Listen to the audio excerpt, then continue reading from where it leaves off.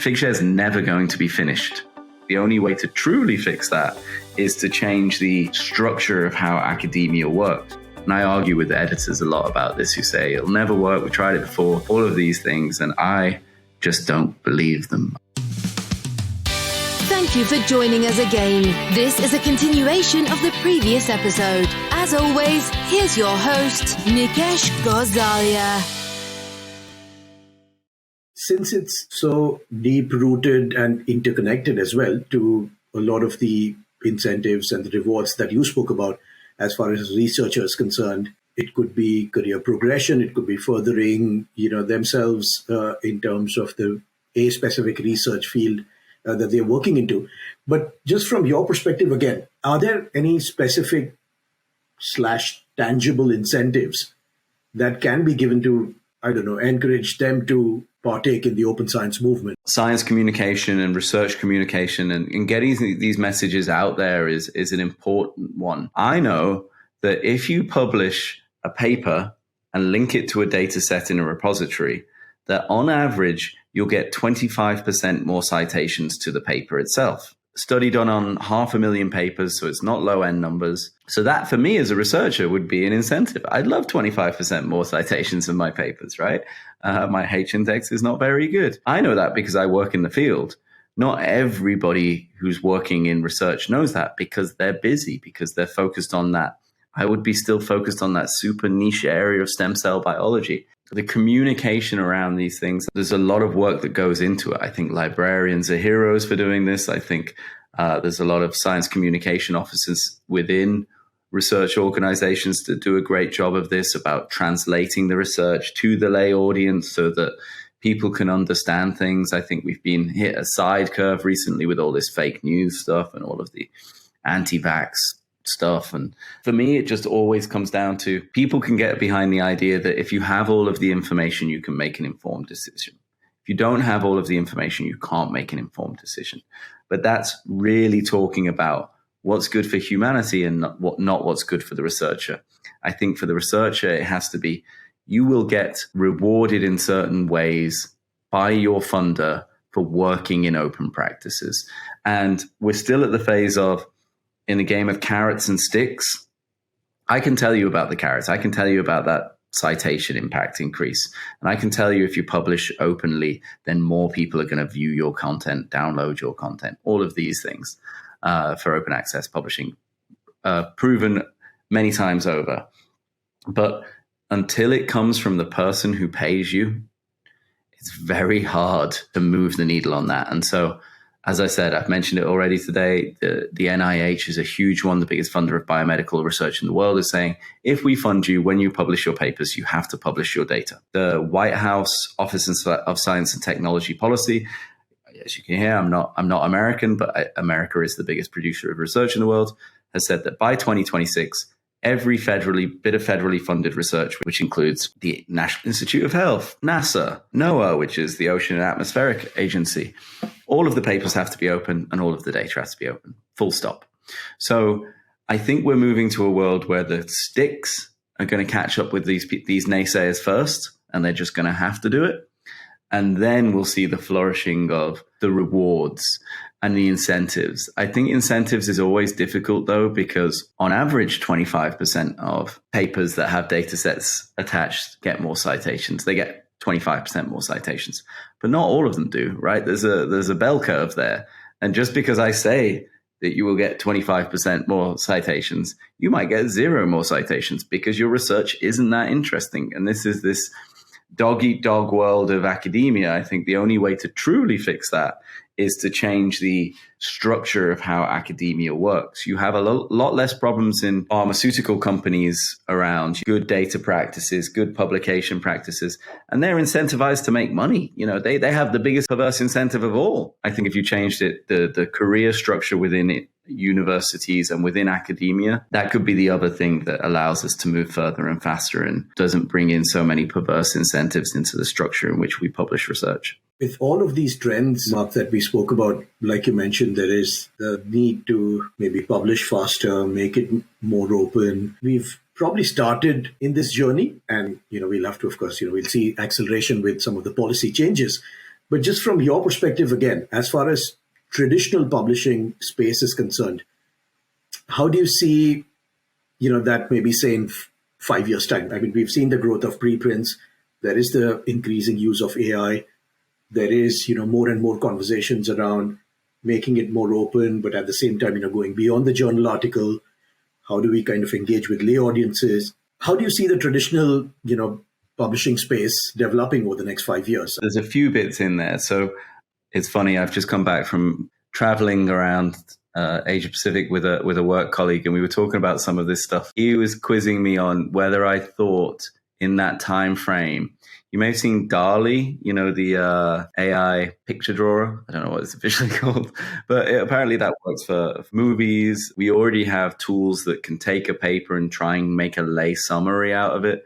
And he said, do you think we'll get explainer videos automatically generated for papers? I was struggling with the concept of, well, these papers are so niche that, DALL-E or similar things to it would struggle to get it accurate enough that the researcher wouldn't be like, well, that's not technically true. If you asked me 5 years ago if we could get something like DALL-E today, then I'd have said no as well. So I think it's always a fantastic thing to be surprised by research. And I think we'll see, particularly in the science communication space, lots more things like that, lots more machine interpretation of information in a way that makes it more accessible to people. I think that's going to be a cool thing. There's going to be, in academic publishing, little step changes on this. We have a sister organization at Digital Science called Repater.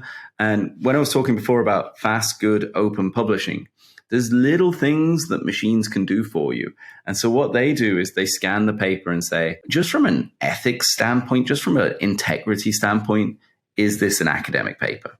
Does it have a data availability statement? Does it have an ethics statement? Does it have, author affiliations? If you talk about preprints and you've got some person with ulterior incentives saying, here's my paper, it's all true, it's not peer reviewed, and then you have the news referring to it because it's got a DOI, it's a published article. These little tools can say, well, actually, if I run that paper through it, these people weren't trained in the space and therefore haven't written a truly academic paper, and you can start saying that's probably a flag. I think the really interesting part gets into the peer review side of it, things.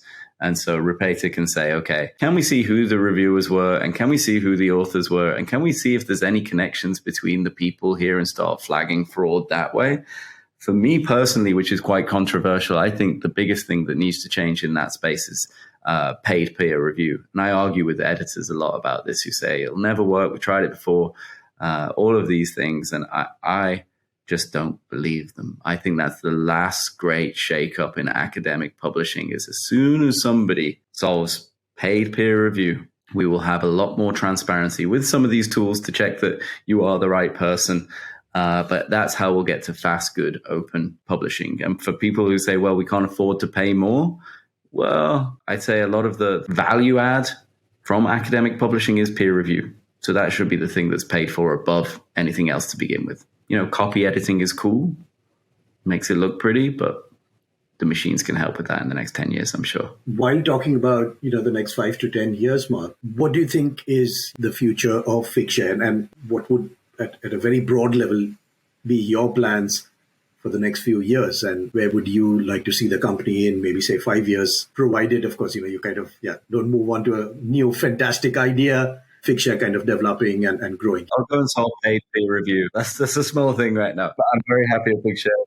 Been here for a decade, and it's been great to see it grow. I think the National Institute of Health GREY initiative, which is Generalist Repository Ecosystem Initiative, is a great way to fund repositories to work together and to have consistent standards across repositories.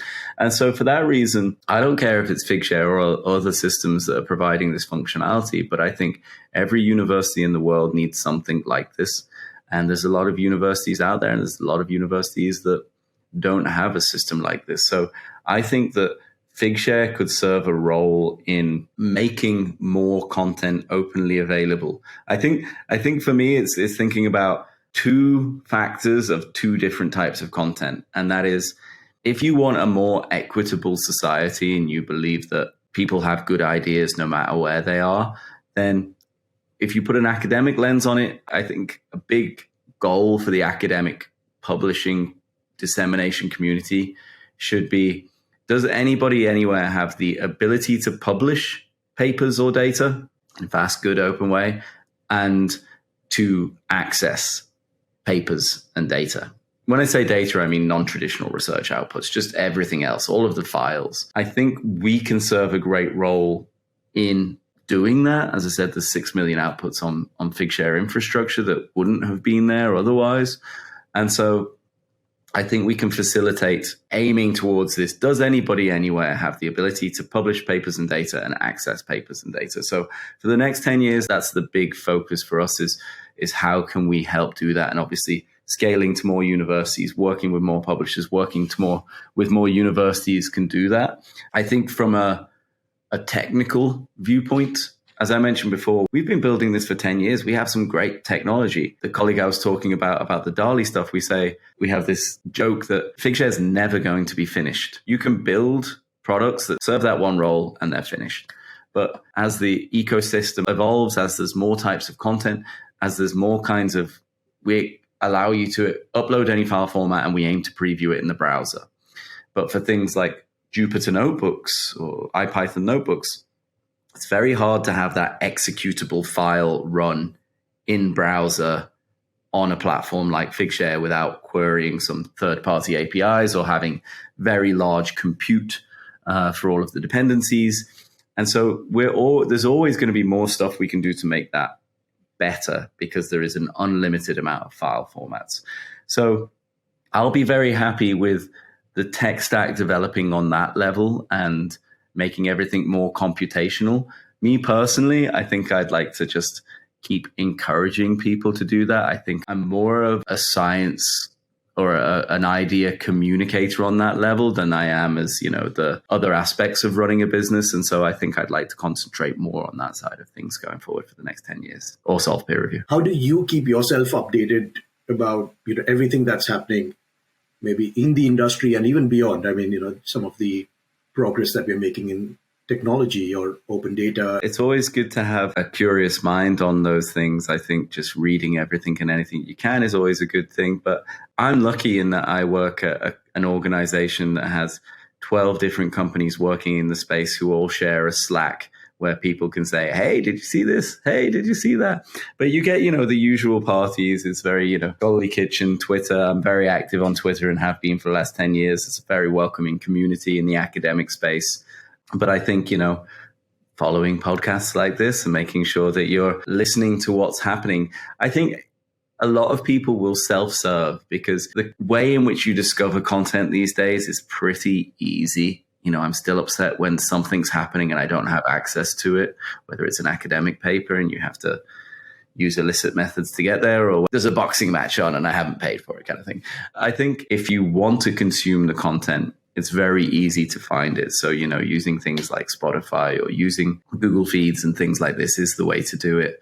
Or come and work at Digital Science and you get to hear about all these things every day in the Reading Corner Slack channel. But maybe I'll start tweeting more of those out so you don't have to come and work at Digital Science to get that access. What do you feel your personal mission is? What kind of impact do you want to leave on the science community or just world in general? And I know, I've heard you talk in many conferences. You personally are very passionate about this. Like you correctly mentioned, Mark, yes, Figshare is one solution, one way to solve this. But I think, you're really passionate about solving it as a community. Doesn't matter where it comes from. As I mentioned at the beginning, I fell into this space. I never intended to come into this space. I liked working in a field where, it does have that. You feel like you're adding value. This isn't a diss to people who are, working at games companies or things like that, because games companies bring people lots of pleasure. But sometimes I see, company logos and company state kind of mottos, and you think, that's a strange thing for that company to have, as but everybody can change the world in their own way and in the job that they're doing. And if they have that belief, that's fantastic. And I think for whatever field you work in, but most notably the academic setting, which is full of interesting quirks and legacy systems and legacy infrastructure and legacy rules, I think for me, it's always been to put more value in than you take out. And this is something we had to address very early on as being a company in the private sector. You know, as I said, I didn't go out looking to become a private company.